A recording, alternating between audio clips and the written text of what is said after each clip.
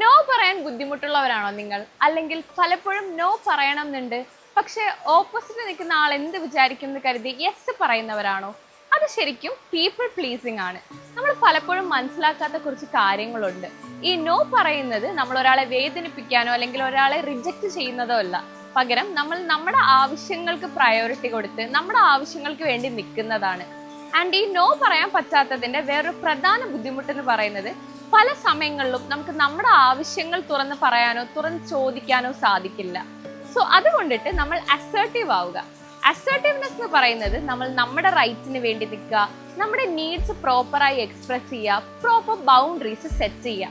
And ഈ assertiveness കൊണ്ടിട്ട് നമ്മുടെ മെന്റൽ ഹെൽത്ത് ഇംപ്രൂവ് ആവും, നമുക്ക് കോൺഫിഡൻസ് ബൂസ്റ്റ് ചെയ്യാൻ പറ്റും, അതുപോലെ തന്നെ നമ്മുടെ സെൽഫ് എസ്റ്റീം ഒക്കെ ഇംപ്രൂവ് ആവുകയും ചെയ്യും. സോ ഇനി തൊട്ട് നിങ്ങൾക്ക് ഒരാളോട് ഡയറക്റ്റ് ആയിട്ട് നോ പറയാൻ ബുദ്ധിമുട്ടുണ്ടെങ്കിൽ ചെറിയ രീതിയിൽ എനിക്കിപ്പോൾ കുറച്ച് തിരക്കാണ്, അല്ലെങ്കിൽ എനിക്ക് സമയം കുറവാണ്, അങ്ങനെ പറഞ്ഞ് നമ്മൾ ചെറിയ രീതിയിൽ ആദ്യം ഒരു റിജക്ഷൻ കൊടുത്തിട്ട് പിന്നെ ലേറ്റർ നമുക്ക് ഡയറക്റ്റ് ആയിട്ട് ഒരു നോ പറയാനായിട്ട് സാധിക്കും. സോ എല്ലാവരും ഈ അസേർട്ടീവ്നെസ് ട്രെയിനിങ് ഒന്ന് പ്രാക്ടീസ് ചെയ്യാനായിട്ട് നോക്കുക.